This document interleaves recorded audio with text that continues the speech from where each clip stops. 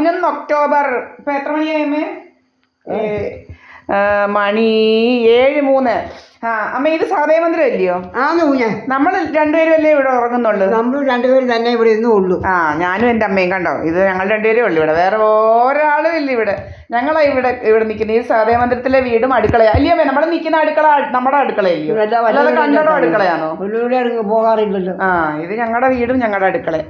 ഇതെൻ്റെ അമ്മ കേട്ടല്ലോ. സഹദേവമന്ദിരമാണ് കേട്ടോ, വേറെങ്ങുമല്ല. മനസ്സിലായോ?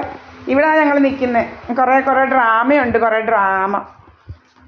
പിന്നെ മുതുവേശി ഒരു രാജമ്മയുണ്ട്, അവൾക്ക് വരാൻ വേണ്ടി എൻ്റെ അമ്മയെ കയ്യിലെടുക്കാൻ.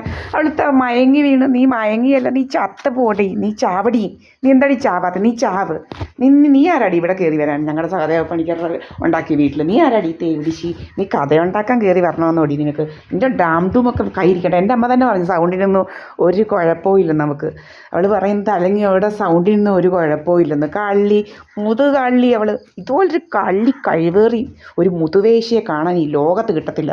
വല്യത്തെ മുതുവേശ്യ. വേറെ കുറേ വേശ്യകളും ഉണ്ട് അവിടെ, ഒരു ജലജയും. മുതുവേശ്യകളാണ്. സോമനെന്ന് പറയുന്നവൻ പെണ്ണുപിടിയനാ, മുതു പെണ്ണുപിടിയൻ. എങ്ങാണ്ട് കെട്ടപ്പാട്ടിയൊക്കെ കെടുമ്പുകൾ നടക്കുക. അതുപോലെ രാജേഷ് എന്ന് പറയുന്നവനൊരു പെണ്ണ് കെട്ടി ഒരുത്തിയുടെ കൂടെ പുറത്തെന്നാണ് പറയുന്നത് പണ്ട്. എന്തുവാ, ആളുകളെല്ലാം വന്നായിരുന്നു. നിൻ്റെയൊക്കെ വേശ്യാത്ര കൊണ്ട് ഇവിടെ നടക്കാനോ?